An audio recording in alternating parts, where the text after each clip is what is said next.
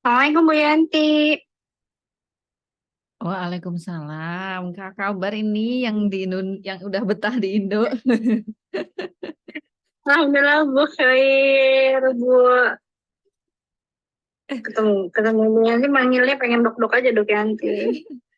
By the way, minta itunya dong, apa warisan ini loh, mau ditinggalkan itu Depdik ini sangat ini bagaimana berjalan. Jadi minta warisan, minta warisan. Insya Allah nanti saya kirimin ini aja Bu. Kirimin apa? Kirimin poin-poinnya aja yang dari saya ya Bu. Insya Allah. Boleh, boleh, boleh. Assalamualaikum. Waalaikumsalam. Salah aku ntar. Keluar dulu keluar.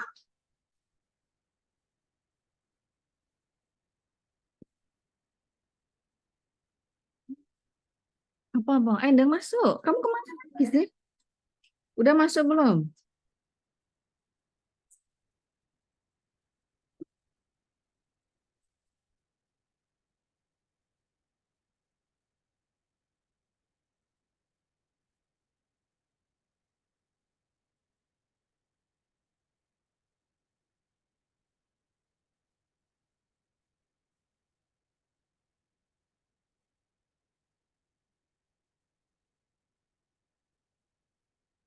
Hmm.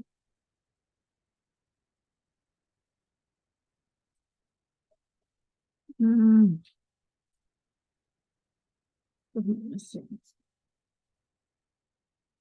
Mas tungguin dong Mas, kok malah ditinggal sih?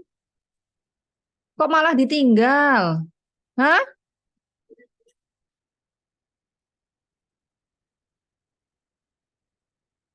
Ya wes.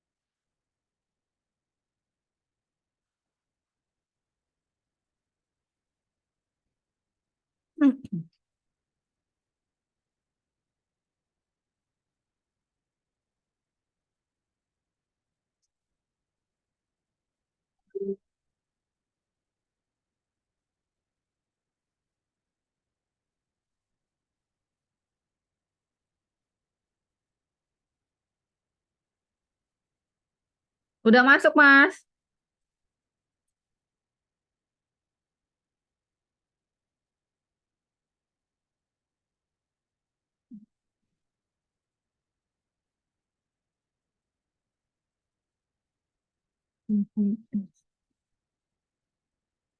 Enggak.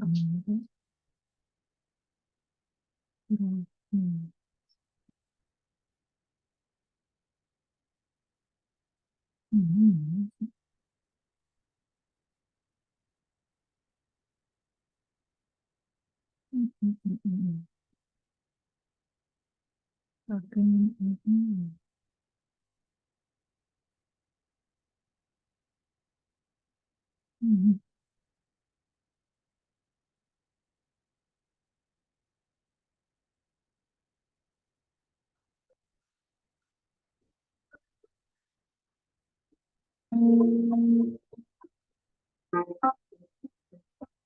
Taiwan adalah negara yang cukup populer di kalangan para pekerja migran dan pelajar Indonesia. Saat ini, ada sekitar 271.000 jiwa pekerja migran dan 13.000 pelajar asal Indonesia. Mereka akan menghabiskan waktu di Taiwan paling tidak 2 tahun untuk yang bersekolah dan 4-6 tahun untuk yang bekerja. Tentu saja, rentang waktu tersebut terbilang cukup lama untuk merantau di negeri minoritas Muslim, terlebih bagi seorang Muslimah. Oleh karena itu, organisasi masyarakat persaudaraan Muslimah yang dikenal dengan Salimah hadir di Taiwan sebagai wadah para Muslimah Indonesia di Taiwan untuk belajar bersama menjadi seorang Muslimah yang tangguh di perantauan. Dengan membawa visi menjadi organisasi massa Muslimah yang dinamis dalam meningkatkan kualitas hidup perempuan, keluarga dan anak Indonesia, Salimah menjadi wadah pemberdayaan Muslimah yang terlihat dari berbagai program kerjanya. Program pekanan yang kita lakukan adalah kajian Sabila. Nah, kajian Sabila ini lebih ke meningkatkan bagaimana pengetahuan agama dan juga pengetahuan secara umum dari Departemen Pendidikan dan Dakwah sudah menyusun kurikulum ya, dan berupaya nanti untuk tahun berikutnya mencoba mencari topik yang lain dari topik fikih ya, kemudian juga kalau yang pengetahuan umum misalnya kesehatan, kemudian juga pendidikan gitu ya. Kemudian program bulanan itu program yang dilakukan oleh sebagian besar adalah ibu-ibu mantu. Ya, ibu-ibu mantu adalah wanita yang menikah dengan orang Taiwan. Mereka biasa mengadakan pertemuan 1 bulan sekali, ya arisan, kemudian diisi juga dengan kajian-kajian. Kemudian kalau kegiatan 3 bulanan biasanya bentuknya pelatihan, misalnya dari pelatihan membuat masker gitu ya, kemudian masakan misalnya masakan Taiwan ya supaya kemudian juga halal gitu, gimana caranya gitu, kemudian keterampilan yang lain menghias hampers dan yang lain. Selain itu, Salimah Taiwan juga secara khusus mengadakan kajian, baik secara tatap muka maupun daring, untuk keluarga mixed married Indonesia Taiwan yang bertujuan memberikan pemahaman untuk suami yang mualaf. Ada juga Baitul Quran Salimah yang sudah menjadi tempat anak-anak Indonesia untuk belajar dan bermain bersama Al-Quran.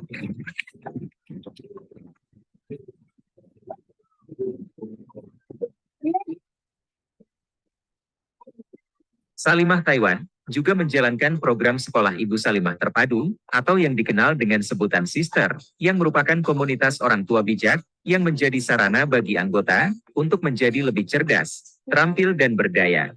Yang tadinya saya pemalu, yang tadinya saya nggak bisa apa-apa, semenjak digabung di Salimah ini udah alhamdulillah semuanya udah bisa saya lakukan. Contohnya yang paling utama itu dulu saya nggak bisa ngaji, dan sekarang alhamdulillah udah bisa.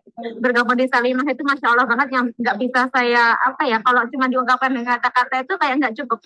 Soalnya di dalamnya itu banyak orang-orang yang masya Allah gitu loh. Karena saya tempatnya di Departemen Ekonomi ya, saya menekuni penjualan gimana supaya bisa membantu kemajuan Departemen Ekonomi di Salimah. Untuk beberapa tahun terakhir ini program-program rutin yang sudah dijalankan, ada program pekanan, kemudian ada program bulanan, kemudian nanti juga ada program 3 bulanan gitu ya. Sebagai wujud peran perempuan dalam masyarakat, Salimah Taiwan juga turut berperan aktif bekerja sama dengan ormas-ormas Islam, lembaga-lembaga Indonesia di Taiwan, dan juga KDI yang berperan penting dalam perlindungan WNI di Taiwan. Banyak sekali catatan kami ya, program dan kegiatan baik yang bersifat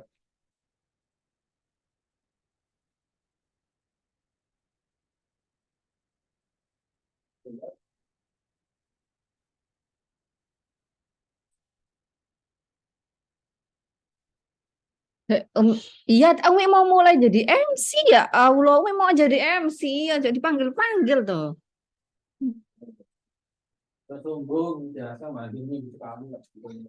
Baik, kita mulai saja ya. Insya Allah sudah banyak yang hadir. Kita buka dulu. Bismillahirrahmanirrahim. Innal hamdalillah nahmaduhu wa nasta'inuhu wa nastaghfiruhu wa na'udzu billahi min syururi anfusina wa min sayyiati a'malina. May yahdihillahu fala mudilla lahu wa may yudlil fala hadiya lahu. Asyhadu an la ilaha illallah wahdahu wa asyhadu anna Muhammadan abduhu wa rasuluh.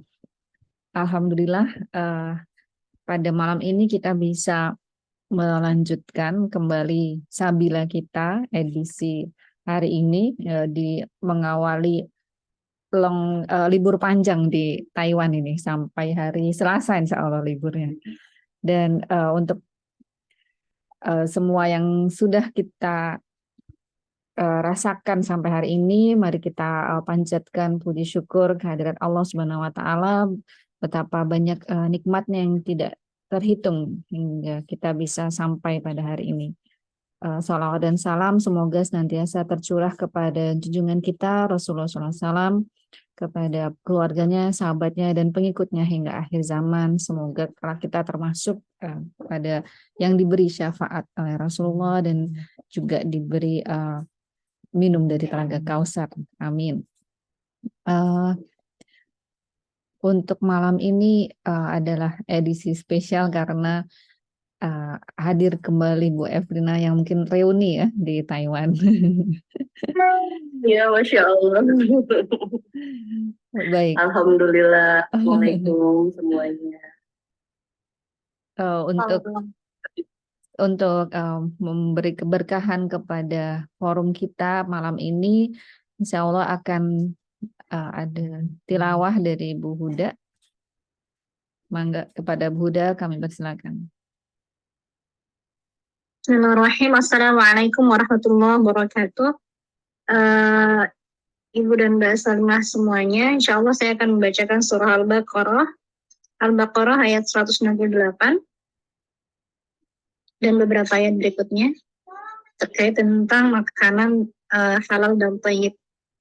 A'udzu billahi as-sami'il 'alim minasy syaithanir rajim. Bismillahirrahmanirrahim. Ya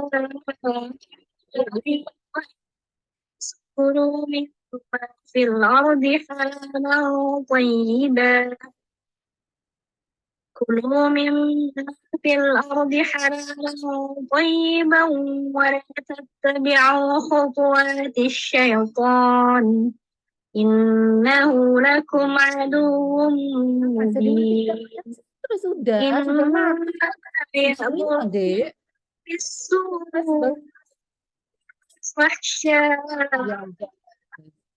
Innama ya'murukum bis-su'i wal fahsya'i wa an taqulu 'ala Allahi ma la ta'lamun.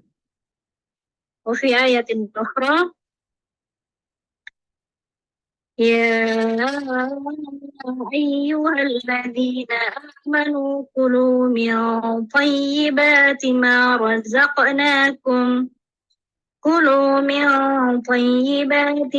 رزقناكم واشكروا لله إن كنتم إياه تعبدون إنما حرم عليكم الميتة والدم ولحم الخنزير وما أهل به لغير الله فمن يضطر غير باغ ولا عاد فلا إثم عليه إن الله غفور رحيم. Bibi. Wahai manusia, makanlah dari makanan yang halal dan baik yang terdapat di bumi, dan janganlah kamu mengikuti langkah-langkah syaitan. Sungguh, syaitan itu musuh yang nyata bagimu. Sesungguhnya syaitan itu hanya menyuruh kamu agar berbuat jahat dan keji, dan mengatakan apa yang tidak kamu ketahui tentang Allah. Ini loh aku nggak bisa. 171. Wahai orang-orang yang beriman, makanlah dari rezeki yang baik yang kami berikan kepada kamu, Dan bersyukurlah kepada Allah jika kamu hanya menyembah kepadanya.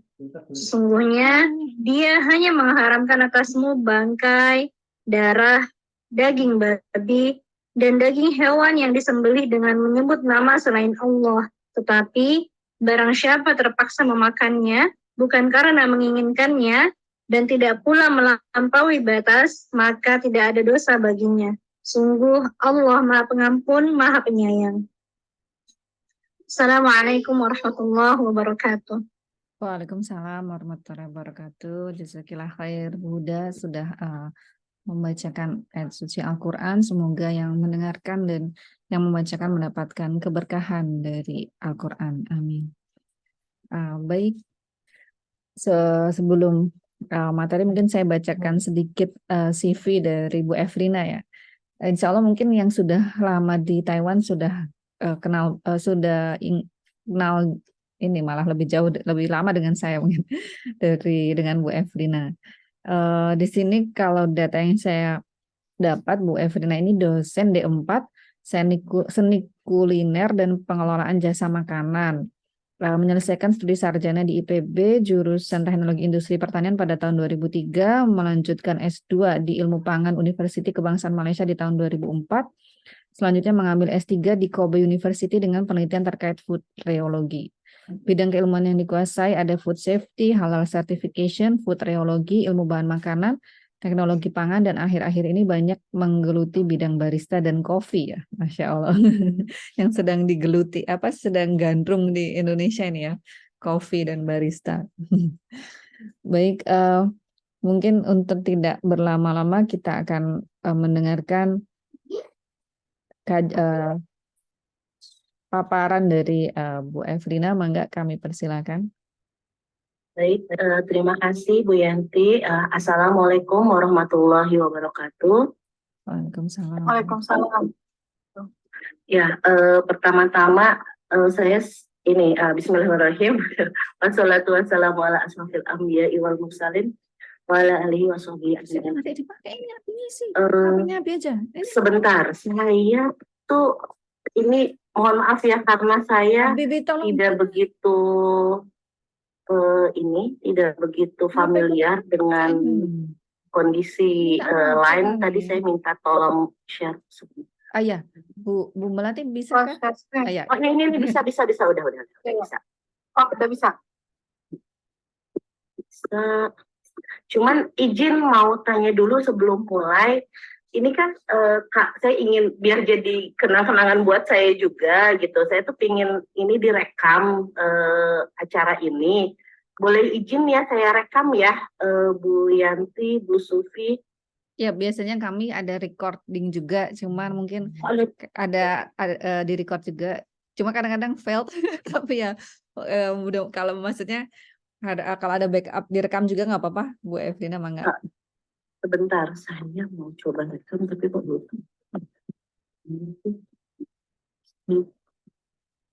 Ini tadi sudah tapi kenapa sekarang rekamannya mati? Oke, baik, izin kok. Oh iya, ini udah terekam lagi. Oke, saya ulangi lagi, mohon maaf. Oke, assalamualaikum warahmatullahi wabarakatuh.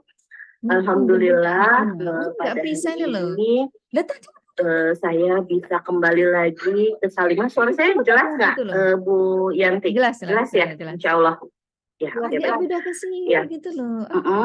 Insya Allah pada hari ini saya sebenarnya dengan Salimah ini memiliki long story gitu ya. Jadi sewaktu saya datang, saya memang ingin mencari komunitas gitu ya, komunitas muslimah, karena merasa berada di luar negara muslim gitu ya. Kemudian saya diperkenalkan oleh Mbak Putri di Bandung ya sekarang posisinya.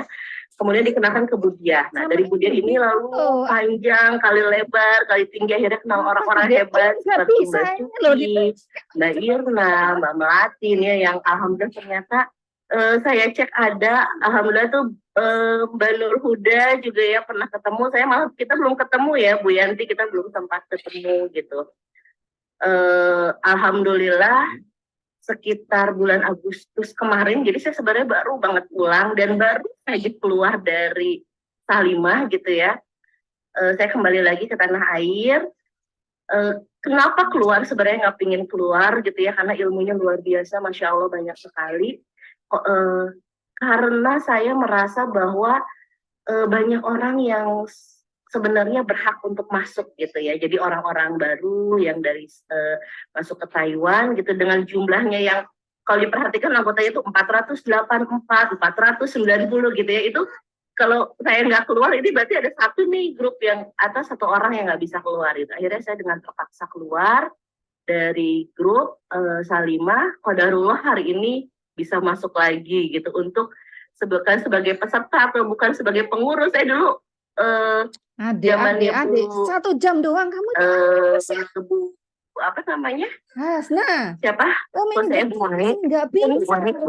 Zamannya Bu Unik itu saya tugasnya Bu Yanti nih gitu ya, ngurusin Salimah bagian pendidikan bersama-sama dengan Bu Sufi, bersama-sama dengan Mbak Pepi dan apa namanya yang lainnya. Kamu nggak akan tak pinjemin lagi kalau gitu caranya? Mungkin kita hari nggak akan tak pinjemin lagi. Akan menjelaskan. Nggak akan tak pinjemin lagi kamu kita rewel. langsung ke materi. Ada acara nih loh. Terkait itu sampai 5 kamu masih rewel, nggak akan tak pinjemin lagi seterusnya. Dan bahan tambahan makanan 3, gitu ya. 4, ini 5. Sebenarnya kalau kita membahas terkait halal itu agak jauh sedikit gitu ya. Jadi ini dampaknya ke kesehatan. Saya ingin membahas terkait kesehatan. Kalau tentang halal mungkin nanti kita insya Allah gitu ya, atau mungkin dari narsum lain bisa memberikan terkait khusus tentang apa namanya halal dan manfaatnya bagi tubuh. Saya akan menceritakan tentang sebenarnya kebutuhan gizi manusia gitu ya. Manusia itu sebenarnya butuh gizi, kita butuh karbohidrat, kita butuh protein, kita butuh lemak, lalu kita butuh sedikit vitamin dan mineral gitu ya, atau kita sebut dengan mikronutrien gitu ya kalau bahasa apa namanya sainsnya. Jadi pada intinya sebenarnya kita butuh karbohidrat, protein sama lemak. Sehingga tidak ada tuh istilah bahwa lemak itu jahat. Gitu ya, kan kadang sekarang di iklan tuh ada istilah lemak jahat, lemak baik gitu ya. Sebenarnya kita butuh lemak, terutama untuk wanita, karena pada saat kita mendapatkan menstruasi atau pada saat kita menjelang menopause gitu ya, lemak dan beberapa mikronutrien seperti kalsium itu luntur, gitu ya, luntur dalam tubuh sehingga akibatnya ketika kita sudah tua maka akan tambah banyak penyakitnya. Salah satu penyakit yang paling sering gitu ya terjadi adalah pada saat menopause adalah keroposan tulang gitu ya. Karena apa?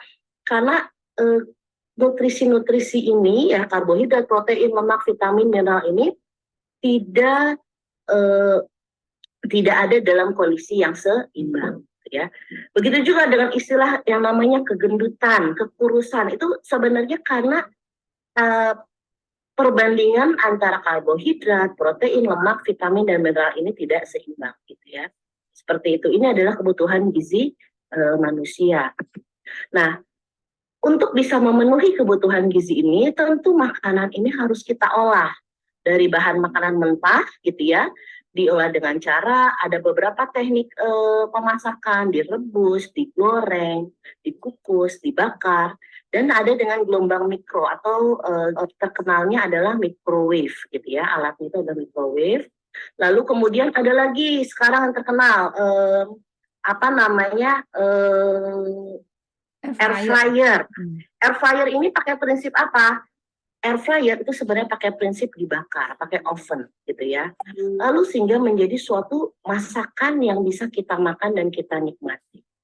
Lalu di mana bahayanya? Makanan itu bahaya pada saat suhu meningkat, itu dia akan menimbulkan kerusakan produk makanan. Kenapa? Karena makanan itu sangat mudah rusak karena panas. Gitu. Contohnya pada saat kita menggoreng, kita senang banget ini saya tunjukkan di pojok kanan bawah gorengan, ini adalah makanan favorit rakyat Indonesia gitu ya. Di mana-mana pasti yang dicari di gorengan. Kalau ke toko Indo ini pasti ada nih gorengan. Saya biasa ke toko Indo di Nehu gitu ya. Di situ Anilin itu selalu menyiapkan gorengan setiap pagi gitu ya untuk kita nikmati. Nah, kenapa ini bisa menjadi bahaya? Karena menggoreng gitu ya, atau ketika kita menggoreng dengan minyak yang banyak dan kepanasan gitu ya, terjadinya kerusakan produk akibat dari overheating. Nah, hal inilah yang menyebabkan kemudian ada penyakit-penyakit degeneratif, kolesterol, jantung, diabetes, darah tinggi, asam urat. Nah, ini adalah penyakit-penyakit karena pada prinsipnya karena overheating. Overheating itu bukan hanya sekedar panas ya, tapi juga pemasakan yang dengan waktu yang berlebihan. Gitu ya, seperti contohnya rendang. Rendang dimasak dengan api yang kecil. Tetapi masak rendang mungkin ibu-ibu lebih paham ya. Masak rendang ini nggak mungkin cuma setengah jam. Masak rendang ini paling sedikit 2 jam. Terus diaduk di mana terjadi perubahan yang sangat besar dari santan gitu ya, dari santan yang kalau kita lihat bentuknya putih, cairan, dan merupakan salah satu superfood gitu ya. Santan adalah salah satu produk makanan atau minuman yang oleh dunia sudah dianggap superfood atau bermanfaat untuk tubuh. Kemudian berubahlah menjadi warna kecoklatan dengan minyak ya, dilihat di sini pinggirnya minyak yang banyak, warnanya berubah coklat menjadi hitam gitu ya. Dan akhirnya memang enak, keluarlah semua rasa-rasa yang ada di rendang. Tetapi di satu sisi manfaatnya sudah hilang. Seperti itu. Jadi sebenarnya ini yang terjadi pada pengolahan makanan ketika suhu meningkat. Ketika terlalu lama kita masak, maka terjadi kerusakan yang akhirnya menjadi penyakit degeneratif. Nah, jika sudah sakit gitu ya, apa yang harus dilakukan ya? Maka kayaknya ini nanti saya kembalikan, ini kayaknya salah penempatan PPT gitu ya, ini di sini dulu. Contoh lain adalah ketika kita menggoreng, deep fry atau menggoreng dengan minyak banyak. Ini adalah salah satu produk makanan yang sangat disukai oleh orang Asia. Gitu ya, orang Taiwan sendiri senang goreng-gorengan ya. Kalau kita lihat beberapa produk makanan tradisionalnya gitu ya, itu adalah gorengan. Entah itu cakwe, lalu kemudian saya suka melihat donat-donatnya gitu ya. Memang menggoreng ini sangat enak. Kenapa? Karena minyaknya ini dia mengandung lemak, gitu ya. Jadi lemak itu tidak hanya bentuknya padat seperti lemak bakso atau lemak daging, gitu. Lemak itu ada bentuknya yang namanya jenuh. Jadi lemak jenuh itu dia cirinya bersifat padat pada suhu ruang. Contohnya adalah lemak daging, tetelan, itu adalah lemak jenuh. Dan lemak tidak jenuh, dia sifatnya bersifat cair pada suhu ruang gitu. Nah, ini adalah yang ada di dalam minyak, itu adalah lemak-lemak tidak jenuh. Pada saat proses pemasakan, dengan adanya proses, kalau dalam istilah ada istilah kayak kalau istilah sains itu dibilang ada proses Maillard, ada proses pruning, ada proses degenerasi bahan kimia seperti. Tapi simpelnya adalah si minyak yang mengandung lemak ini masuk ke dalam makanan. Oleh karena itu kenapa makanan yang digoreng semua menjadi sangat enak. Contohnya ubi rebus sama ubi goreng, itu pasti enakan ubi goreng gitu. Karena kita sebenarnya makan lemaknya, kita makan minyaknya gitu ya. Nah, minyak itu sebenarnya perlu untuk kita ya, karena merupakan lemak, apalagi minyaknya atau lemaknya yang mengandung omega 3 gitu. Itu bagus untuk peredaran darah gitu ya. Tapi kemudian apa yang terjadi kalau kita terlalu panas? Dan ini yang sering terjadi oleh orang Indonesia. Kenapa? Karena kita ngejar kriuknya. Kalau nggak kriuk bukan gorengan namanya gitu ya. Akibatnya adalah makanan akan kehilangan sebagian besar nutrisinya karena sudah larut. Makanan sangat sensitif terhadap panas gitu ya. Lalu kemudian membekukan protein. Nah, jadi protein yang ada, contoh kita menggoreng misalnya goreng ikan gitu ya. Maka sebenarnya protein yang ada di ikan itu terbekukan sehingga kita tidak bisa mencerna, tubuh kita tidak bisa mencerna. Lalu kemudian membunuh enzim dalam makanan. Contohnya kalau sekarang itu ya, kalau di Indonesia gitu ya, bahkan sayuran pun digoreng gitu ya, entah itu bayam goreng, keripik bayam, lalu atau enggak yang lagi ngetren sebenarnya adanya di restoran Cina ya, di restoran Taiwan namanya. Itu crispy kailan. Jadi daun crispy itu diiris halus, kemudian dia goreng gitu. Padahal di Taiwannya sendiri nggak ada tuh ya apa namanya daun kita goreng gitu ya. Nah itu ternyata padahal enzim dari si sayurannya ini kemudian hilang. Oleh karena itu kenapa kita tetap makan sayuran, kenapa kita tetap konstipasi gitu, karena ya memang hilang kebutuhan dalam tubuh kita itu hilang. Lalu kemudian memicu terjadinya batu ginjal. Kenapa? Karena terlalu banyak bahan-bahan nutrisi yang tidak seimbang, dan akhirnya kembali lagi akan keluarlah penyakit degeneratif atau jantung dan kolesterol seperti itu. Nah, sebenarnya berarti Bu, berarti kalau gitu gorengan ini tidak baik dong? Oh bukan tidak baik, tetapi jangan terlalu panas. Kenapa? Karena kita sendiri juga butuh lemak. Jadi kalau misalnya Kalau nggak tahu bulat.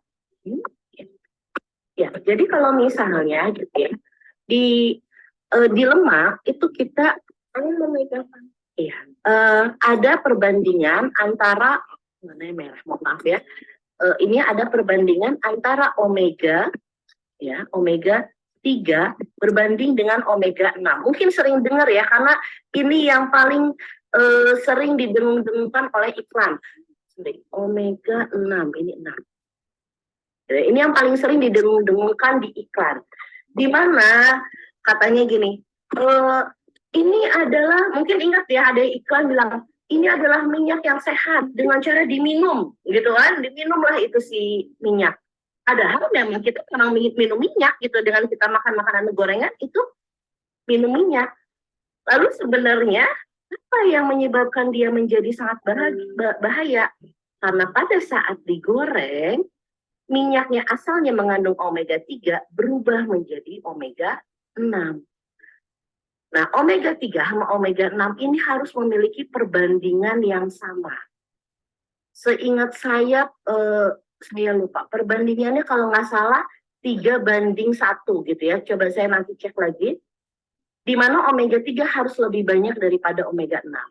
Tetapi karena makanan digoreng, omega 3 berubah menjadi omega 6, sehingga perbandingannya menjadi kebalik, lebih banyak omega 6 dibandingkan omega 3. Dan itulah yang menyebabkan terjadinya kolesterol seperti itu. Oke. Ya, jadi oke. Nah, lalu kemudian ini, kalau sudah sakit gitu ya, ini yang sering terjadi. Gimana ya, saya dulu udah sering makan gorengan gitu ya. Saya kemudian akhirnya sekarang kolesterol. Apa yang harus dilakukan? Nah, ini lagi dikembalikan lagi semua ke asalnya. Jadi bukan berarti tidak dimakan gitu ya. Sering sekali beberapa diet gitu ya, beberapa dokter menyarankan udah jangan dimakan. Kembali lagi, Allah menciptakan tubuh kita dengan sangat sempurna gitu ya. Yang salah sebenarnya bukan tubuhnya yang salah, tetapi fungsi-fungsinya belum tidak berjalan dengan maksimal. Sehingga dengan mengembalikan lagi ke semula, ke awal, maka fungsi tubuh kita akan kembali lagi menjadi normal gitu ya, dikembalikan lagi semua ke asal. Misal ketika ingin makan gorengan, apakah tidak boleh makan gorengan kalau udah kolesterol? Oh enggak, sebenarnya kita masih boleh.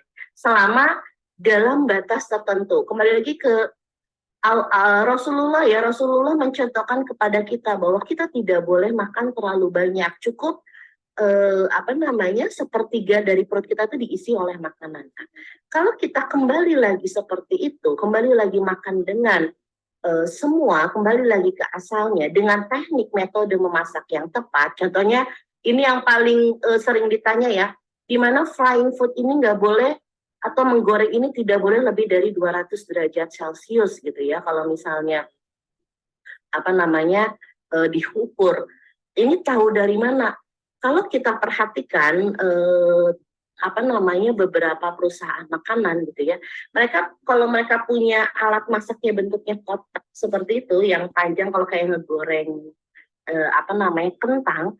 Nah, itu mereka ada pengatur suhunya. Di mana suhunya udah jelas suhunya sekian gitu. Lalu kemudian ada lagi caranya, jangan sampai minyaknya hitam gitu ya. Sebenarnya berapa kali sih kita boleh menggoreng minyak gitu, menggunakan minyak gitu. Selama tidak ada perubahan warna, tidak ada perubahan misalnya dari yang agak encer menjadi kental, maka itu sebenarnya kita bisa pakai lagi. Nah, itu jadi kita kembalikan lagi kepada semua sesuai dengan metodenya gitu ya. Yang kenapa saya highlight frying food atau menggoreng, karena inilah yang paling sering terjadi di masyarakat Indonesia. Kita senangnya sama gorengan, apa-apa digoreng, lele goreng, ayam goreng gitu ya, semuanya digoreng. Nah, biasanya kemudian orang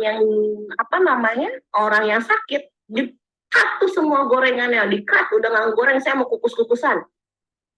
Nanti tubuh kita ini kan ada yang mengalami namanya craving gitu ya, atau keinginan. Nah, ketika kita paksa berhenti, oke, kita bisa bertahan 1 tahun. Kita akan bertahan 2 tahun, kita akan bertahan 3 tahun gitu ya. Tapi nanti setelah itu ketika tanpa sengaja memakan makanan yang digoreng, kemudian jadi merasa bersalah, sehingga itu tidak baik juga untuk mental gitu ya. Jadi makan itu bukan hanya sekedar makan dan sehat gitu ya. Ini Masya Allah gitu ya, acaranya Sabila hari ini tuh ketika saya sudah melakukan berbagai cara supaya ini pas gitu ya waktunya, tapi qadarullah ternyata barengan dengan acara pelatihan saya untuk food sensory gitu ya, tentang menguji rasa, bukan hanya sekedar menguji rasa, sensor kita, panca indera kita gitu ya.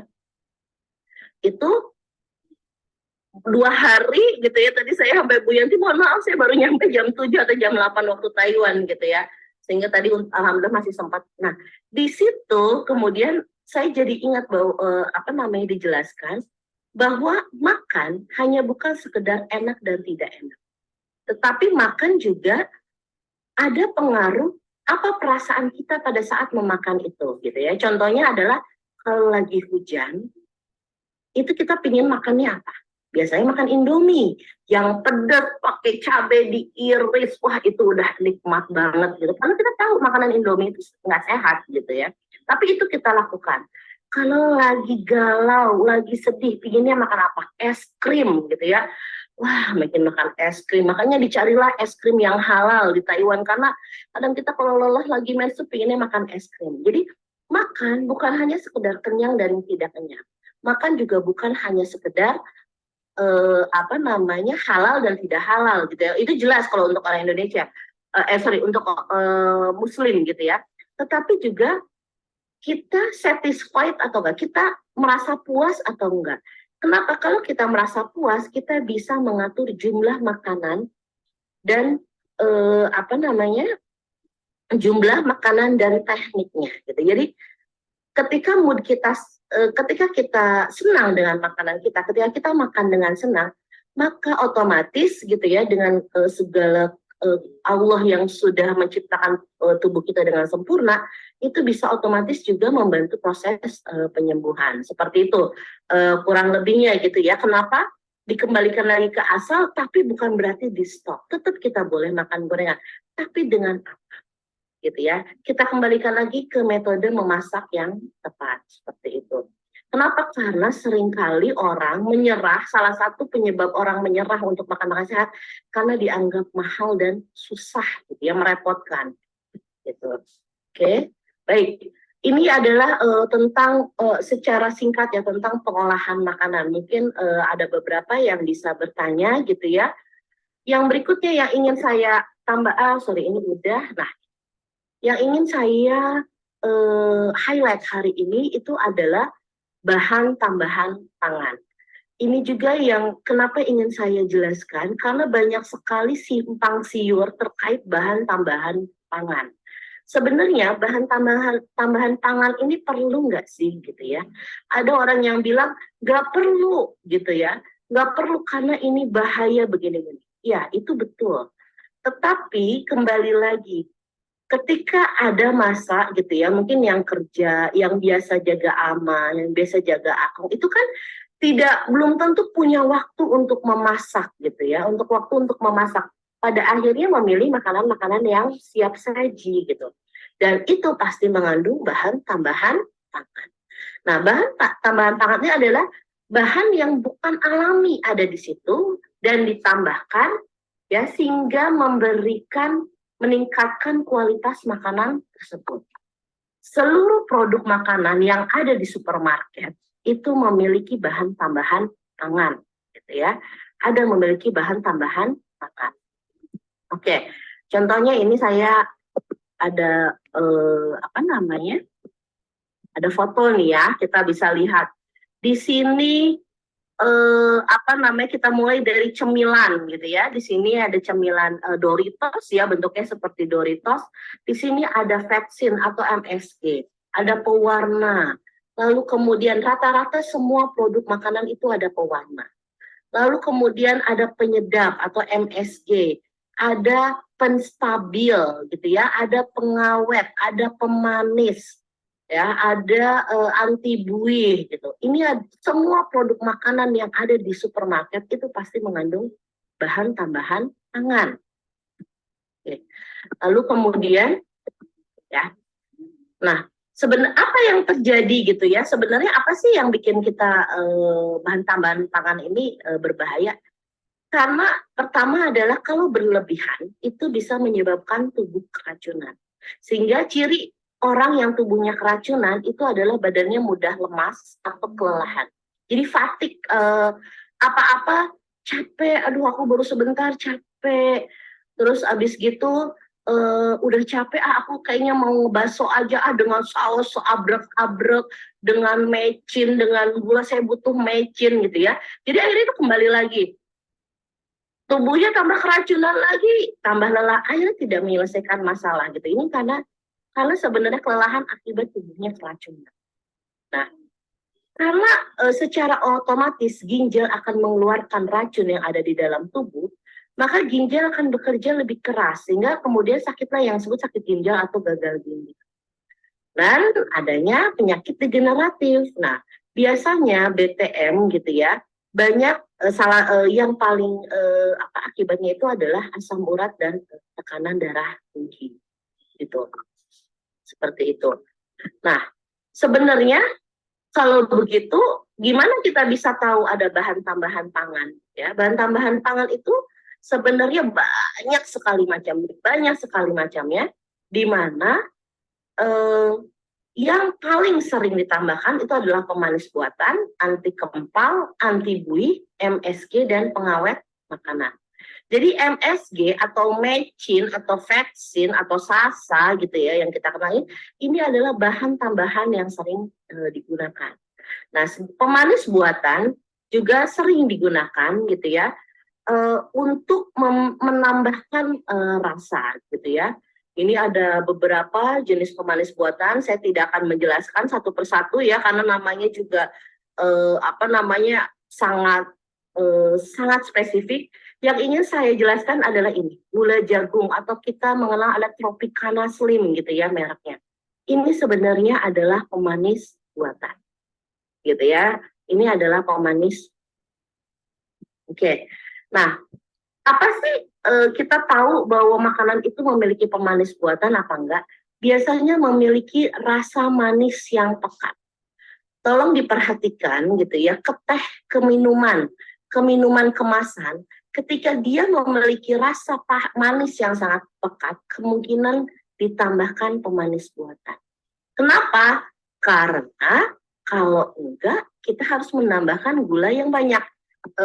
Saya tegaskan lagi, makanan atau minuman yang memiliki rasa manis yang pekat tapi harganya murah. Itu karena harga gula itu sangat mahal. Kalau gulanya banyak, pakai gula, biasanya harga makanan atau minumannya itu juga tidak murah, gitu ya. Kalau di rumah saya di Tangerang Selatan itu ada namanya teh bandulan. Nah, itu teh bandulan itu sangat murah dan manisnya tuh kalau kata orang Jawa mah, wah ini benar-benar pekat gitu ya. Itu karena kalau kita baca ingredientnya atau kita baca komposisinya, dia mengandung pemanis. Yang kedua, ada rasa pahit yang tertinggal. Nah, di teh, karena punya rasa pahit teh juga gitu ya, jadi rasa manis dari pemanis buatan ini nggak kelihatan, nggak kerasa sama kita. Gitu. Tapi untuk beberapa orang bisa membedakan. Salah satunya adalah ada rasa besi gitu. Kalau kita kegigit lidah gitu ya kan berdarah. Nah itu kan suka ada rasa besi tuh di lidah kita. Nah rasa itu yang rasa besi itu yang biasanya bisa di orang rasakan gitu dengan adanya pemanis. Dan yang paling kerasa adalah membuat tenggorokan kering. Kalau habis minum kita tidak merasa hilang hausnya, malah tambah haus, itu berarti menggunakan pemanis. Oke. Lalu yang kedua ada anti kempal. Anti kempal ini istilahnya lah ya, istilah nutrisinya, food science-nya gitu ya. Bahwa ini sebenarnya supaya tidak mudah tidak mudah menggumpal. Contohnya kalau kita lihat di susu sapi segar gitu ya. Ini ada sayur merah highlight gitu ya, penstabil nabati. Kenapa? Karena banyak sekali penstabil hewani. Nah, kita kalau yang makan makanannya halal, kita harus memperhatikan menggunakan penstabil apakah susu tersebut gitu ya. Oleh karena itu seringkali jadi hati-hati dengan minum susu. Selama ini orang berpikir minum susu nggak apa-apa kok gitu ya. Tapi hati-hati harus dicek dia menggunakan penstabil. Kenapa susu perlu dikasih penstabil? Karena susu itu mudah rusak. Contohnya ibu-ibu bisa aja disimpan aja susu di luar. Ya, susu murni simpan di luar. Itu nggak butuh waktu lama, setengah hari aja itu rusak.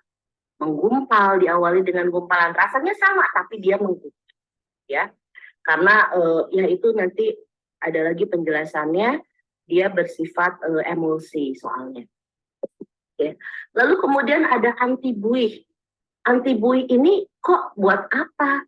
Ini contohnya pada teh. Teh itu pasti memiliki anti buih. Kenapa? Karena ketika kita kocok teh, gitu ya, ketika kita kocok teh, kalau tehnya berbuih, kan ketika proses pengangkutan teh itu kan kadang kebanting, kadang jatuh, kadang apa. Nah, itu ketika berbuih, customer-nya bilang, ini kenapa? Udah expired kali, udah rusak kali gitu ya. Sehingga anti buih ini menjadi penting gitu ya. Nah, di mana di sini saya coba ini ya, lihat tunjukkan gini adalah komposisi. Jadi setelah ini ibu-ibu bisa lihat gitu ya, kakak bisa lihat komposisinya gitu ya, komposisi bahwa coba mohon. Nah, di sini kalau lihat komposisi, saya jadi agak sedikit melenceng gitu ya. Bagaimana kita membaca komposisi? Kalau air, gula, daun teh gitu ya, air adalah yang utama.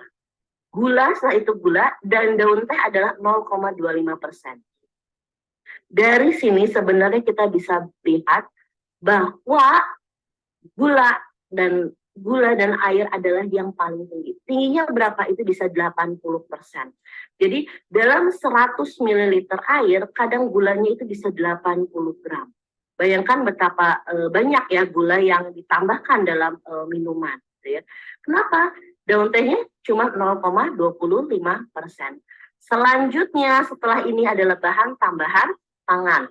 Ada pengatur keasaman, perisa sintetik, antioksidan asam askorbat, walaupun disebut tanpa pengawet. Di sini ya, walaupun disebut tanpa pengawet, sebenarnya antioksidan itu adalah pengawet. Gitu. Tanpa pemanis buatan, gitu ya. Ini ada tulisan pengatur keasaman. Dia masuk. Kenapa pengatur keasaman ini masuk ke pengatur keasaman masuknya ke tanpa pengawet, gitu ya. Nah, perisa ini masuknya ke pemanis. Karena perisa sintetik lemon itu menghasilkan rasa lemon, secara otomatis di tenggorokan kita akan merasakan rasa asam, ya. Lemon bau asam, kemudian ini asam, sehingga dia memberikan sensasi rasa yang lain. Seperti itu. Jadi kalau dilihat yang alaminya ini cuma air, gula, sama daun teh. Nah, sisanya ini adalah bahan tambahan pangan. Seperti itu. Jadi walaupun disebut tanpa pengawet, tanpa apa, kalau dikulik lagi gitu ya, itu adalah sebenarnya bahan pengawet. Ya, lanjut. Yang ketiga adalah MSG. Ini sangat sering sekali gitu ya dibahas. MSG ini kenapa nggak boleh gitu ya? MSG ini sebenarnya tujuannya itu untuk mengintensifkan, untuk umami ya. Jadi lidah kita itu ada 5 rasa: asin, manis, pahit, asam, dan umami. Jadi ada khusus rasa umami untuk mencicipi MSG atau rasa dari monosodium glutamat. Sebenarnya monosodium glutamat ini adalah sodium, ini adalah golongan garam, sehingga dia sebenarnya memberikan rasa lebih gurih atau rasa asin. Nah, kita udah tahu MSG, pepsin itu nggak baik. Lalu dilalahlah keluar ada produk penguat rasa gitu ya. Saya nggak berani ngucapin mereknya, tapi mungkin ibu-ibu atau kakak-kakak tahu gitu ya. Penguat rasa yang sangat terkenal, ya, ini penguat rasa yang jamur katanya gitu ya. Bebas MSG. Lalu kemudian saya screenshot, apa sih komposisinya? Lalu keluarlah kata penguat rasa mononatrium L-glutamat dan dinatrium 5-ribonukleotida. Ini adalah sama dengan MSG. Yang satu MSG monosodium, yang satu mononatrium, sama-sama penguat rasa. Gitu. Jadi yang lebih baik yang mana? Nggak ada yang lebih baik, itu sama aja. Gitu. Sama aja itu. Dan kemudian kalau bisa lihat ini perisa alami jamur, ini udah nomor kesekian ya. Jamur nomor terakhir, padahal katanya kaldu dari jamur. Ini jamur ini mungkin kurang dari 1%. Gitu. Jadi harus rasa memberi ini. Oh, ini kayaknya saya kelamaan kali ya, udah 8:30. Oke, baik. Lanjut sedikit gini ya. Kenapa berbahaya? Karena dia bisa merusak sinyal lapar. Jadi tidak tahu lagi batas kenyangnya di mana. Kayak gitu. Ya, ini adalah pengawet makanan, nanti bisa nih. Nah, apakah mungkin untuk menambah BTM secara alami? Mungkin sekali gitu ya. Dengan misalnya contoh, tambahan warna gitu ya, ada kuning, dengan merah dengan bit, hijau dengan bayam, dan segala macam. Lalu kemudian ada pengawet alami, bawang putih sebagai bahan pengawet gitu ya, garam ya, dengan proses penggaraman, ikan asin, gula dengan proses penggulaan, cabai gitu ya, untuk beberapa kayak asinan pakai cabai, dan juga cuka. Nah, ini adalah beberapa penambah rasa alami gitu ya. Jamurnya tuh jamur yang utuh gitu ya, bukan jamur kaldu jamur gitu ya. Rempah-rempah. Oke, baik. Sudah sampai sini, mohon maaf. Saya keasikan ngajar ini. Baik, terima kasih. Saya kembalikan lagi kepada Bu Yanti. Baik, jazakillah khair. Enggak, ini kok enggak apa-apa Bu Efrani, yang denger juga asik ini. Seru ini kayak jadi detektif detektif bahan makanan ini tadi. Ya baik, nanti Bu Yanti yang lainnya mungkin bisa dibaca aja gitu ya terkait bahan tambahan, mungkin ya bisa setelah ini ya harapannya orang lebih aware lagi terkait komposisi gitu ya, terutama komposisi ini kadang apa namanya, saat kita bilang oh ini kayak jus gitu ya, jus jeruk gitu. Kalau di Taiwan tuh bener sih jeruk gitu ya, kalau ngeliat komposisi awalnya jeruk gitu, disebutkan berapa persen. Tapi di Indonesia itu biasanya nomor satunya gula gitu. Jadi nanti abis gitu rasa jeruknya tuh nomor kesekian. Komposisi itu urutannya dari yang paling besar sampai yang paling kecil gitu. Jadi semakin jauh dari awal itu berarti semakin sedikit sebenarnya isinya gitu. Seperti itu kurang lebihnya. Oke baik, terima kasih atas perhatiannya. Saya kembali lagi ke Bu Dianti. Assalamualaikum warahmatullahi wabarakatuh.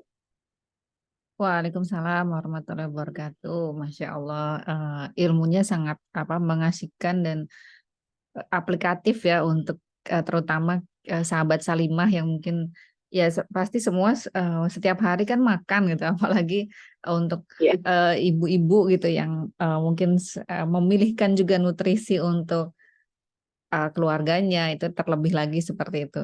Jadi pastinya materi tadi itu sangat aplikatif sekali untuk kita pakai sehari-hari. Baik, silahkan kalau ada yang ingin bertanya langsung.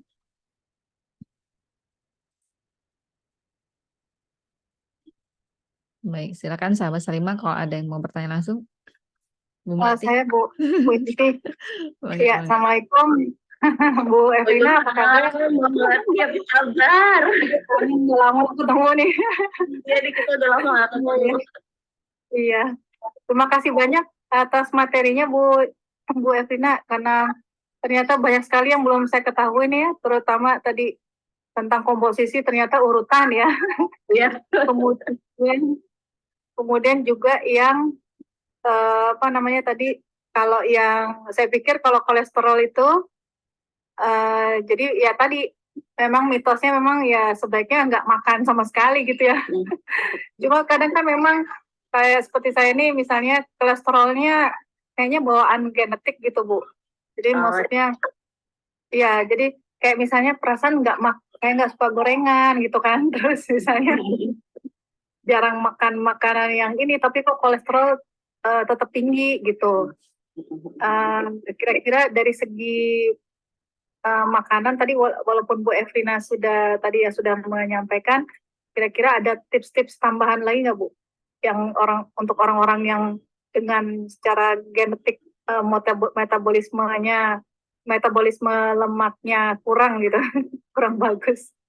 Baik ya memang oh iya ya. Bu, ini Bu Evelina nih pelari maraton loh. Wih, Masya Allah. Oh, ini luar biasa. Luar biasa. Alhamdulillah merasakan panasnya Taipei kalau lari. Oh iya. Masih konsisten ya sampai sekarang. Terima kasih. Ya baik, terima kasih Bu Melati. Ya, ini langsung dijawab. Langsung aja Bu Evelina, langsung dijawab. Baik. Ya, memang terkait pertama komposisi gitu ya, memang banyak orang yang tidak paham gitu ya bagaimana membaca komposisi gitu ya, dimana sebenarnya setelah ini mungkin sahabat Salimah ini jadi ngecek gitu ya, jadi kepo gitu, setiap kali belajar dilihat dulu komposisinya apa aja gitu ya. Itu jadi memang itu juga jadi meng-awarekan kita gitu ya, dari sekedar halal gitu ya, halal oke, itu toib gitu ya, tapi sebenarnya komposisinya apa aja, karena kalau kebanyakan juga tidak baik gitu ya. Lalu yang kedua terkait kolesterol gitu ya. Nah sebenarnya kolesterol ini kan sebenarnya bawaan itu kan bisa pengaruh genetik, tapi ada juga pengaruh dari pola makan gitu ya. Jadi memang kalau yang saya pelajari terkait makanan gitu ya, itu ketika kita makan sesuatu, kita memilih misalnya ada dua jenis ada makanan di meja gitu ya, pada saat kita misalnya ke warteg misal gitu ya, kan warteg kan makanannya ngejejer banyak gitu. karena kebiasaan kita dari kecil gitu ya, yang namanya turunan itu ketika saya pernah diskusi dengan ahli sensori, sebenarnya ada memang turunan secara genetik gitu ya. Kalau kedokteran kan bilangnya ada turunan secara genetik gitu ya. Tapi kalau bagi food scientist itu ada turunan karena perilaku gitu, kesamaan perilaku. Jadi karena kita kecil melihat orang tua biasa masakan A gitu ya, itu pada otomatis setiap kita beli kita memilih itu gitu. Jadi misalnya contohnya kalau orang tua seneng makan jeroan, itu secara tidak langsung ketika ada berbagai macam jenis makanan yang diambil biasanya jeroan gitu. Secara tidak langsung itu karena sudah kebiasaan dari kecil dan apa namanya lidah kita sudah terbiasa dengan itu, akhirnya itu yang dipilih gitu. Nah, kolesterol sendiri itu kan sebenarnya karena adanya lemak gitu ya. Nah, berarti ada yang salah dengan tubuh kita. Kalau saya sih percaya bahwa Allah itu menciptakan tubuh kita itu dengan sempurna gitu, dengan segala fungsi-fungsinya, dengan segala apa namanya, bahwa ini kalau orang kedokteran mungkin lebih detail lagi ya, tapi bagaimana ketika dari kita mulai masuk mencicipi lidah. Jadi, nah ini juga ilmu baru nih, fun fact saya baru banget dapat kemarin ilmunya. Waktu kecil kita belajar lidah manis di mana posisi manis, lalu kemudian posisi asam di pinggir, pahit di pangkal. Nah, ternyata itu adalah salah.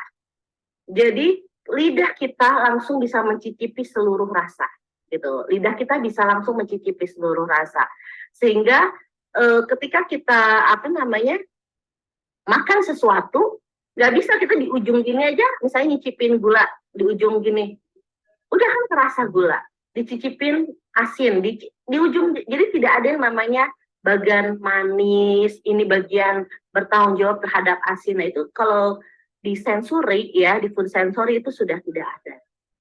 Nah kembali lagi tadi kemarin sih jadi ngomongin rasa gitu ya.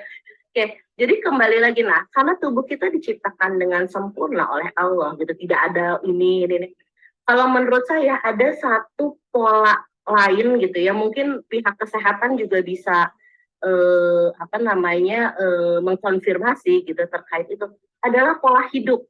Karena ketika tubuh kita tidak berubah ke kehidupan yang lebih baik, itu otomatis ada. Jadi saya sendiri punya turunan gitu ya, namanya turunannya asam urat gitu ya. Jadi bapak saya asam urat gitu. Jadi saya mencoba mempelajari karena saya juga nggak mau kayak bapak saya gitu. Akhirnya ketika saya pelajari, turunan itu memang membuat organ tubuh kita menjadi lemah, tapi bukan berarti kita pasti bisa asam urat gitu. Tapi kalau misalnya kita pertama jaga pola makan, dan yang kedua adalah jaga pola hidup. Itulah kenapa Bu Melati, saya hobinya lari. Karena saya asam urat kayak bapak saya gitu ya. Karena kenapa? Jadi ternyata dengan olahraga dan memiliki pola hidup yang baik, di mana sebenarnya pola hidup yang baik sangat sulit didapat bagi mahasiswa, apalagi mahasiswa doktor gitu ya. Karena kehidupan kita yang tidak jelas gitu ya.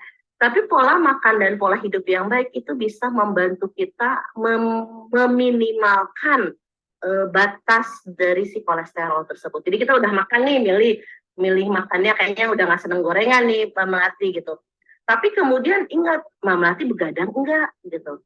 Karena ketika kita begadang, maka otomatis organ yang terlemah lah yang akan diserang duluan gitu. Kayak misalnya saya, pasti berarti ya asam uratnya yang akan diserang duluan. Ketika saya kurang olahraga, saya kurang gerak, itu asam urat saya naik gitu. Padahal saya makannya biasa-biasa aja gitu. Jadi memang kalau di dalam makanan tuh jadi istilahnya kayak holistik ya semuanya gitu, kehidupan, kesehatannya gitu udah saling mempengaruhi seperti itu Mbak Melati. Mungkin diperbaiki misalnya olahraganya Mbak, olahraganya, terus mungkin kemarin saya juga ketemu sama orang yang klinis holistik gitu ya, tingkat stres kita juga itu mempengaruhi asam apa namanya penyakit kita gitu. Jadi ya yang lemah itu yang akan diserang. Seperti itu. Iya. Terima kasih Bu Evina. Masih kurang jalan berarti nih. Iya. 10.000 langkah per hari. Wah, itu. Kalau di Taiwan ini gampang ya dapat 10.000 langkah gitu ya. Saya biasa targetnya 10 sampai 11.000 langkah per hari gitu. Wis. Jalan dengan ini ada denyut nadinya sekian sampai sekian. Jadi denyut, nanti saya coba hitungannya, saya agak-agak lupa. Saya pernah coba menghitung bahwa punya saya tuh 104 sampai 115 denyut nadinya. Jadi jalannya bukan jalan santai, tapi jalan yang tep gitu. Nyampe Jakarta saya coba teruskan, itu karena ternyata Jakarta tidak menyenangkan untuk dibawa jalan gitu ya. Akhirnya saya pakai target minimal 9.000 langkah per hari, dan alhamdulillah hari ini udah hari ke-47 dari semenjak saya pulang gitu ya, masih bisa mempertahankan langkahnya yang 9.000. Masya Allah. Wih, Istiqomah ya. Jalan, jangan lupa jalan. Terima kasih Bu Evrina. Ya, sama-sama Mbak Melati. Baik, jazakillah khair, Bu Evrina, makasih untuk jawabannya. Barangkali yang lain ada yang mau berbagi lagi. Sebenarnya saya tuh penasaran ini dengan apa yang sudah dipaparkan tadi itu. Jadi kalau kita lihat sekilas itu kan, terus jadi akhirnya kita jadi bingung kita makan apa ya gitu. Atau misalnya Iya, atau misalnya betul. kita apa ya, digoreng nggak bisa, dikukus nggak enak. Terus Iya, jadi ya itu makanya, nah ini yang kemudian orang berkembang ketika sakit gitu ya. Akhirnya di-stop-lah makanan itu, padahal kita mengalami yang namanya craving, gitu, keinginan kan. Selama kita hidup kan kita pasti punya keinginan gitu kan. Pingin manis, pingin asin. Kenapa? Karena lidah kita ya memang didesain mencicipi seluruh rasa. Jadi sebaiknya sih jangan di-stop gitu loh. Sebaiknya sih jangan di-stop, cuman dibatasi, dikembalikan lagi ke ajarannya Rasulullah bahwa tidak boleh makan berlebihan. Tapi memang saya ngambil notes gitu ya terkait MSG, memang sebaiknya kita mengurangi MSG. Bukan bikin jadi bodoh, bukan sebenarnya. Kenapa? Karena kalau ngomongin bodoh berarti sebenarnya orang Jepang bodoh dong, karena dia kan pencipta MSG gitu kan. Sumber pertama kali MSG itu adanya di Jepang. Kenapa di Jepang nggak bodoh? Karena mereka menggunakannya sesuai takaran. Sehingga makanannya Jepang itu tasteless gitu ya. Kalau ke Jepang tuh makanannya tasteless. Beda banget kalau makanan Jepang udah nyampe Indonesia. Nah, gimana? Kenapa bahayanya itu? Karena si MSG itu, si molekul MSG-nya itu, dia menyebabkan otak kita meresponnya itu sampai respon kenyang kita itu hilang. Jadi kita lupa yang ada, nanti setelah itu overeating. Jadi kita tiba-tiba, kalau kata orang Sunda mah kamerkakan, kekenyangan aja tiba-tiba. Sering kan kayak gitu, ketika makan sama sambal atau sesuatu yang enak, gurih, kita makan nambah lagi, makan lagi, nambah lagi gitu ya. Makan sambal lah terutama. Sambal itu kan ada terasi. Terasi itu kan merupakan umami, dia punya rasa umami. Gurih, enak, itu pasti nambah 2 kali sampai 3 kali. Padahal sebenarnya kita nggak butuh sampai sebegitunya gitu. Jadi memang pengurangan makanan-makanan yang gurih itu secara otomatis nanti makanan yang kita makan juga lebih selektif. Jadi ya nggak perlu di stop juga Bu Yanti, tapi ya disesuai aja. Jadi kalau orang Barat menyebutnya mindful eating. Kalau kita kan makan sambil alhamdulillah kita bisa menikmati makan hari ini gitu. Jadi sebenarnya ya mindful eating itu kalau dipelajari itu seperti ajarannya Rasulullah. Itu Masya Allah, Rasulullah mengajarkan ke umatnya beribu-ribu tahun yang lalu gitu ya. Tapi ternyata sekarang dipakai juga tuh sama orang Barat, mindful eating, intermittent fasting gitu. Intermittent fasting itu sama kayak kita berpuasa gitu. Ada batasan waktu kosongnya gitu ya untuk fasting supaya tubuh kita beristirahat. Nah itu yang sudah kita lakukan selama bulan puasa atau Senin Kemis gitu ya, atau di tanggal-tanggal baik. Mindful eating ya sama kayak makannya Rasulullah, makanlah hanya sepertiga air gitu ya, sepertiga nasi dan sepertiga udara.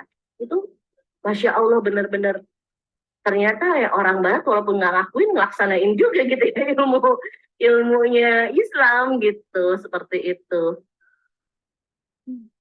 Iya, iya betul. Jadi betul-betul apa tidak dikurangi tapi tidak dihilangkan tapi mungkin dibatasi lah ya sesuai dengan Ya, iya, dibatasi sesuai dengan ya dibatasinya seperti apa kalau di Kementerian Kesehatan tuh ada yang namanya segitiga, piring segitiga. Jadi bentuknya kayak Y gitu ya.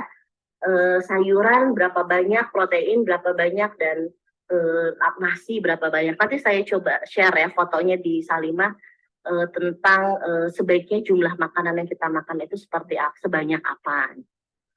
Seperti itu. Baik, ini menarik sekali bahasan malam ini ya. Silakan sahabat Salimah yang lain mungkin ada yang mau sharing atau berbagi. Assalamualaikum warahmatullahi wabarakatuh. Waalaikumsalam. Waalaikumsalam warahmatullahi wabarakatuh. Saya mau tanya ini Bu, ini yang makanan kesukaan ini. Apa nih Mbak? Mbak Div. Bagaimana dengan ini Bu? Kan kayak pecel, gado-gado kan itu makanan favorit kayaknya di Indonesia ya. Iya betul. Kan kalau sayur-sayurnya kan cuma direbus gitu. Tapi yang kacangnya itu gimana Bu? Berada Sebenarnya buruknya enggak itu? Oh iya, baik. Terima kasih Mbak Yus. Ini sebenarnya kembali lagi, kacang itu ketika digoreng itu tidak apa-apa dengan syarat yang digunakan minyak apa gitu. Yang terjadi di Indonesia, minyak yang dipakai udah warnanya hitam, udah ngalahin warna oli kan kadang gitu ya, warnanya hitam, kental. Nah sebenarnya pada saat itu udah nggak sehat. Tetapi kacangnya kalau digoreng pakai minyak baru, digorengnya tidak sampai berlebihan. Ngegoreng kacang itu kan kadang beberapa orang itu menunggu sampai, sebenarnya berlebihan itu saat kapan sih gitu ya? Berlebihan itu overheating ngegoreng minyak ketika kita menggoreng makanan itu pada saat keluar asap-asap itu loh. Kadang suka merhatiin ya ketika ngegoreng kita menganggap oh ini udah panas baru kita masukin. Padahal pada saat keluarnya asap-asap dari minyak itu adalah sebenarnya pada saat minyak itu udah terlalu panas. Dan pada saat kita memasak kondisi begitu itu yang berbahaya. Jadi masak itu nggak boleh berlebihan gitu panasnya. Orang Cina masaknya panas ya, apinya besar gitu dengan wajannya yang besar dari baja hitam gitu ya biasanya.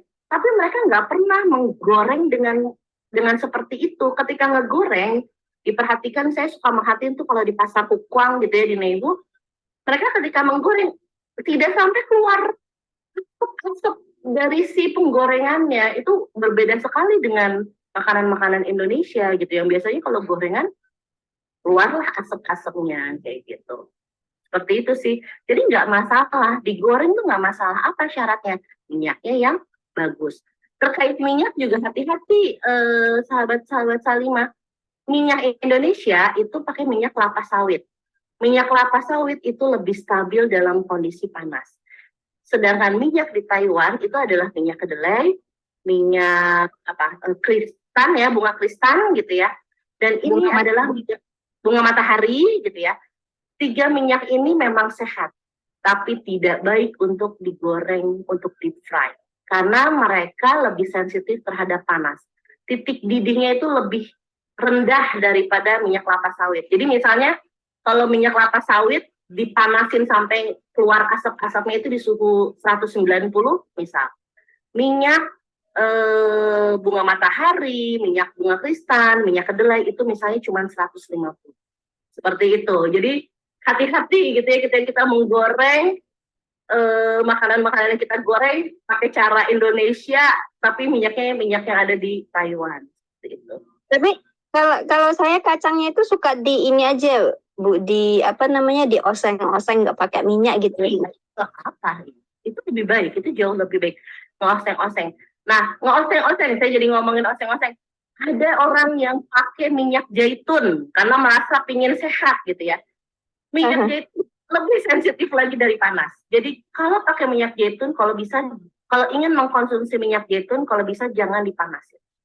Karena ketika dipanasin maka minyak itu tidak menjadi sehat.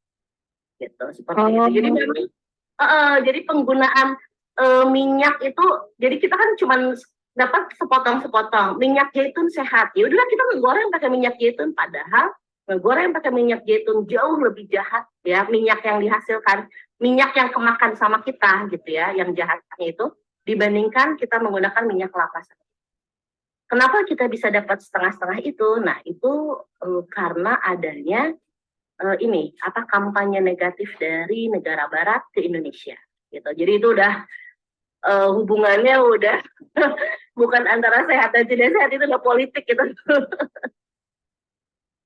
Seperti itu Mbak Yus. Oh iya, makasih Bu. Iya. Oh iya, minyak zaitun itu kalau untuk ngoseng sayur gitu, tumis sayur itu juga nggak boleh ya Bu? Jangan, apinya harus kecil banget. Jadi kalau misalnya kita numis pakai minyak zaitun, itu jangan sampai si bawang putihnya, kita biasanya numis awalnya dengan bawang putih kan. Bawang putihnya itu jangan sampai kekuningan. Jadi bawang putihnya itu setengah matang. Gitu. Itu kalau makanan Cina seperti itu ya. Bawang putihnya nggak matang. Jadi apinya sangat kecil. Seperti itu. Tapi kalau di sini apinya besar. Besar Bu, tapi dianya kalau ini itu paling lama itu 3 menit sampai 5 menit. Ya. Nggak sampai matang kan, jadi nggak overheat jadinya. Ya. Oh gitu ya. Oke. Terima kasih Bu jawabannya. Iya, sama-sama. Kalau yang pecel gado-gado itu paling suka itu Bu. Nggak apa-apa. Cuman ingat kembali bahwa kalau berlebihan, ya kembali lagi ke ajaran Rasulullah bahwa segala sesuatu kita tidak boleh berlebihan gitu ya. Jadi kacang kalau berlebihan ya itu bisa menyebabkan asam urat gitu. Tapi kalau selama kita menggunakannya, caranya kalau memang suka gado-gado gitu ya, pecel, mulai dikurangi jumlah. Jadi misalnya 1 porsi pecel biasanya 5 sendok bumbu kacang, dikurangilah jadi 4. Jadi kan dalam seminggu makan tiap hari nggak apa-apa kan, 4 gitu kan. Jadi berkurang jumlahnya otomatis sebenarnya. Oh iya. Oke, makasih Bu. Ya, sama-sama. Jazakallah khair Bu Evelyn atas jawabannya, dan juga Mbak Yus ini atas atas responnya ini ya. Jadi seru kan kita meskipun itu kelihatannya sayuran gitu, tapi tetap juga harus diingat juga tadi ya, tidak berlebihan, dan juga cara memasaknya juga tetap harus Iya betul Bu Yati, saya jadi ingat karena sayuran walaupun cuma direbus, ingat jangan terlalu matang ya. Jangan terlalu matang, terus jangan sampai warna hijaunya berubah gitu ya. Itu jangan sampai kayak wortelnya tuh hilang kekerasannya, kan wortel tuh crunchy ya, kruk gitu ya. Jangan sampai itu hilang, kan itu udah berlebihan berarti. Iya, kalau udah lembek gitu ya berarti itu sudah berlebihan. Iya, itu udah berlebihan. Wah, seru nih. Selain di makanan tadi juga banyak pernak-pernik yang harus kita perhatikan juga. Ternyata bisa nyambung ke politik juga ini ya. Iya. Dari makanan ke politik. Iya. Baik, Mbak, silakan. Ini Mbak Irna ya. Ya Allah, Masya Allah, Mbak Irna. Assalamualaikum. Waalaikumsalam. Izin tanya ini sebagai sesama pecinta kopi gitu. Kalau dari segi pengolahan pangan gitu ya, menikmati kopi yang sehat itu seperti apa ya? Kan kalau kita mahasiswa kadang untuk membantu mata tertutup malah ya sekarang ya, bukan terbuka lagi minum kopi itu membantu mata tertutup gitu ya. Maksudnya untuk tidur malah efeknya sekarang gitu ya. Jadi mengkonsumsi kopi yang sehat itu seperti apa sih Guna begitu? Maksudnya apakah harus membatasi diri gitu misalnya dengan jenis kopi tertentu? Kan tadi akhir-akhir ini pecinta barista gitu ya, belajar barista ya Guna.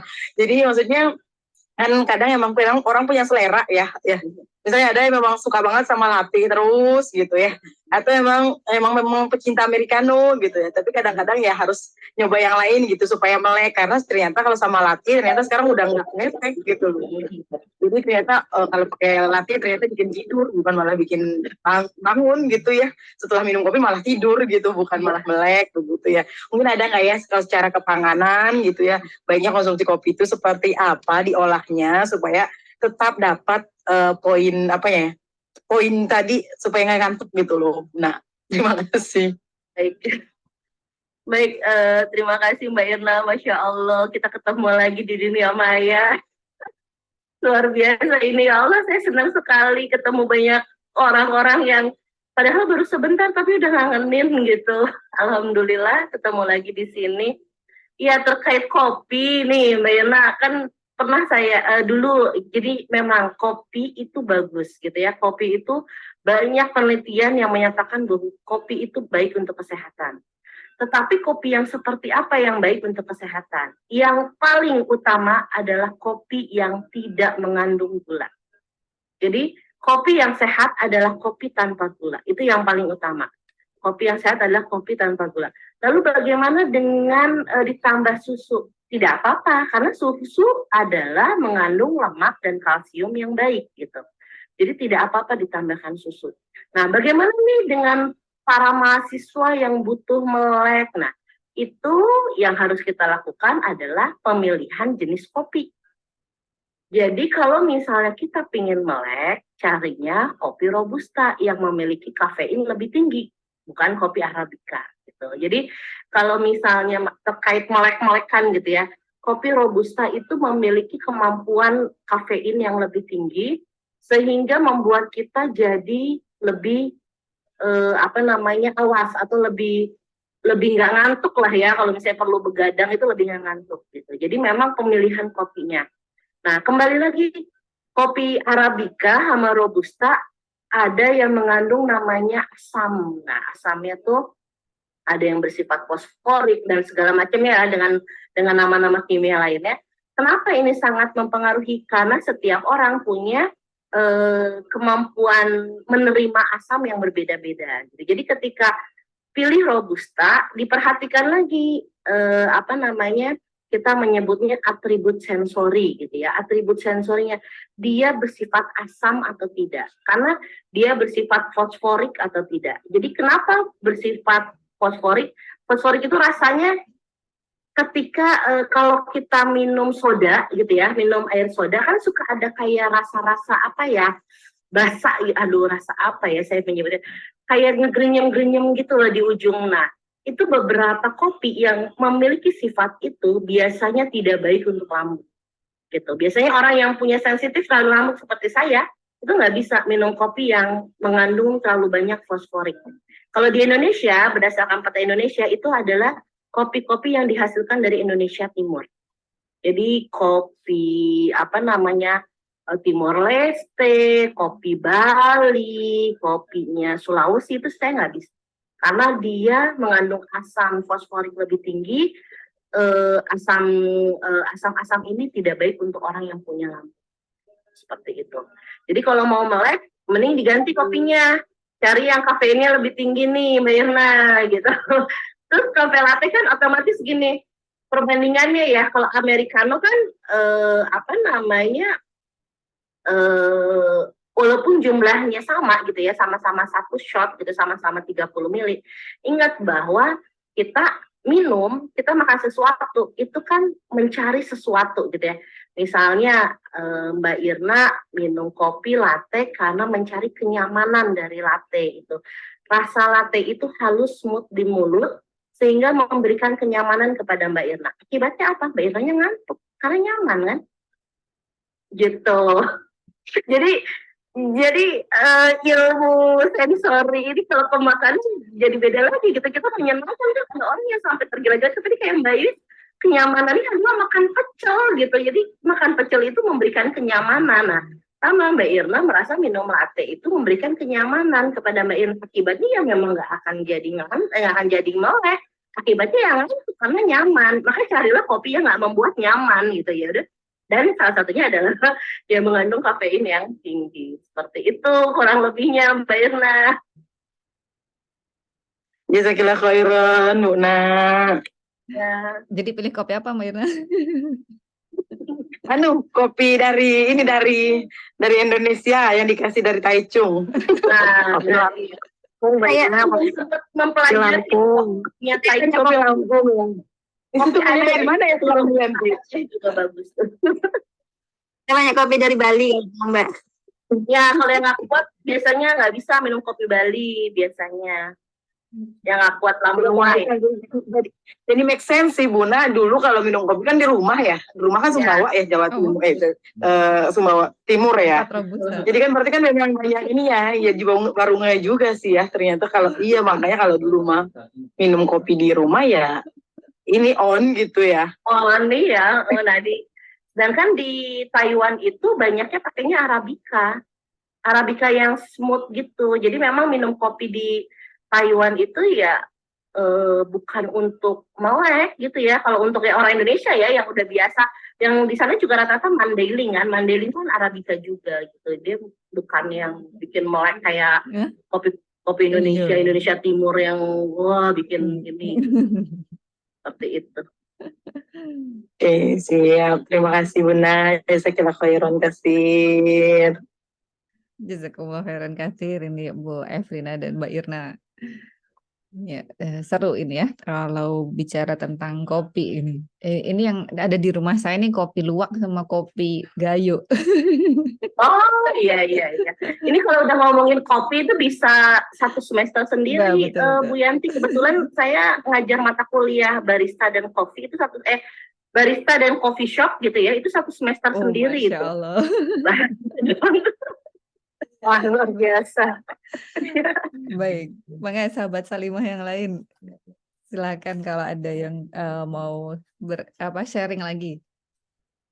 Assalamualaikum. Waalaikumsalam warahmatullahi. Ya, bismillah. Perkenalkan ini Aisyah dari Kaohsiung. Sedikit kembali ke materi yang tadi kan sempat dimention ya soal di poin yang anti kempal yang penstabil nabati tadi. Sebagai kita yang lagi di Taiwan ini, apakah bisa kira-kira kita yang mana itu tuh kan ada titik kritisnya ya Bu ya, si penstabil nabati ini. Nah, kalau kita di Taiwan ini yang mana produk-produk makanannya itu tuh mayoritas nggak ada logo halalnya, bisa nggak kalau misalnya kita tuh identifikasi makanan tersebut itu bisa kita makan sebagai muslim dengan cara melihat apakah dia ada klaim vegannya. Apakah cukup dengan itu Bu? Misal kita ketika mau beli susu ataupun produk-produk dairy yang biasanya mengandung penstabil nabati begitu. Oke. Baik, terima kasih Mbak Santi ya. Aisyah, sorry ya Allah. Mbak Aisyah, ya. Baik, Mbak Aisyah, terkait dengan penstabil nabati ini memang beberapa kali ya di-highlight di grup lainnya punyanya siapa tuh Mbak Irna yang dikelola oleh Formit ya, itu punya Formit gitu. Jadi Halal Information Center. Ya, Halal Information Center gitu ya.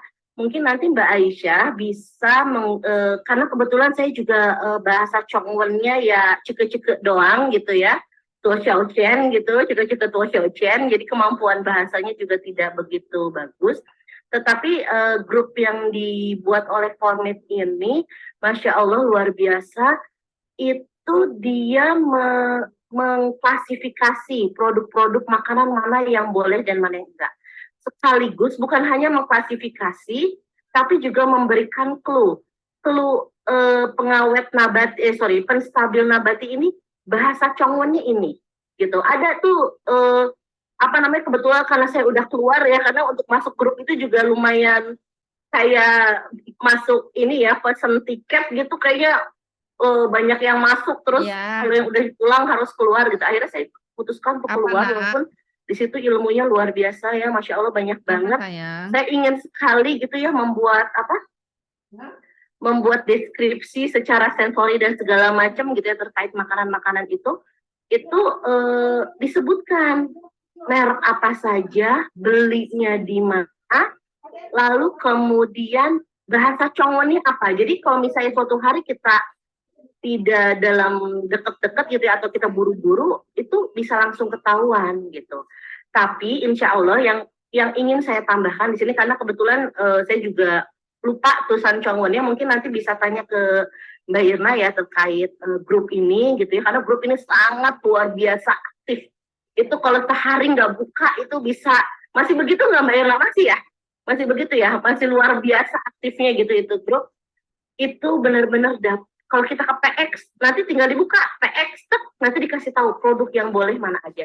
Disebutnya produk halal certification, ada yang disebut juga Muslim friendly ya gitu ya. Apa kalau nggak salah saya lupa deh nama fotonya. Difotoin satu-satu, termasuk ingredientnya. Nah, yang ingin saya tambahkan di sini adalah jangan khawatir selama produk itu diproduksi oleh perusahaan yang terdaftar, maka bahan tambahan pangannya itu sesuai dengan aturan yang berlaku. Kalau di Indonesia diatur oleh BPOM, kalau di luar negeri ada FDA gitu ya. Lalu kemudian kalau di Taiwan ada namanya apa gitu, saya lupa. Ada namanya badan yang mengatur mengenai jumlah bahan tambahan pangan. Dan jangan khawatir untuk yang tinggal di Taiwan, karena badan yang mengatur keamanan pangannya ini lebih strict daripada daripada BPOM. Jadi BPOM boleh, di Taiwan nggak boleh. Ciri yang paling gampang adalah kasus mie sedap. Kasus mie sedap di Indonesia sampai sekarang nggak pernah ditarik, nggak pernah ada penarikan produk mie sedap. Tapi di Taiwan sudah ditarik. Kenapa? Karena ada mengandung ingredient yang menurut Badan Keamanan Pangannya Taiwan itu tidak boleh ada di makanan.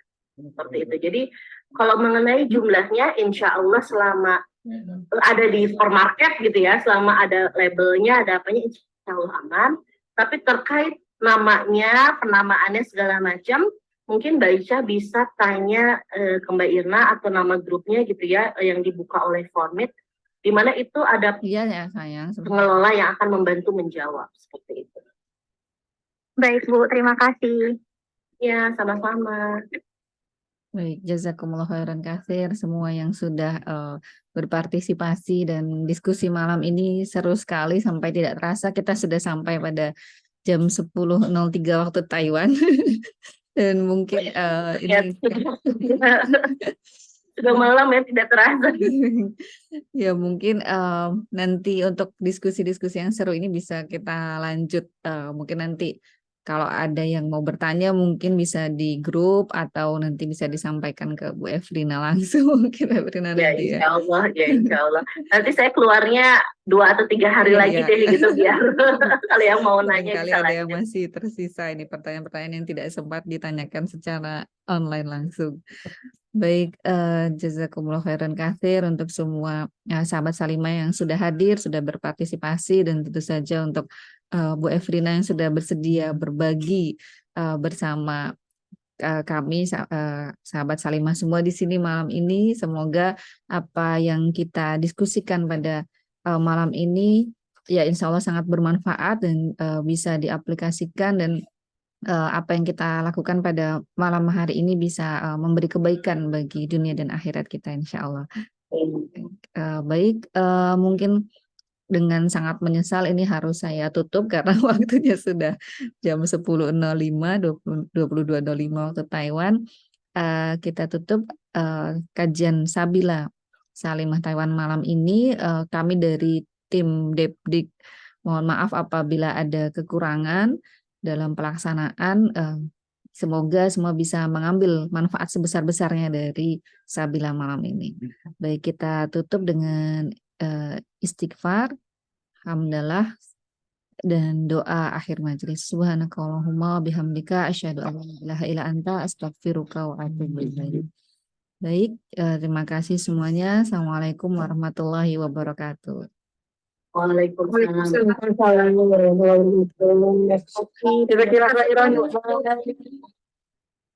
Sampai ketemu lagi. Ya, sampai ketemu lagi. Ya, sampai. Salam.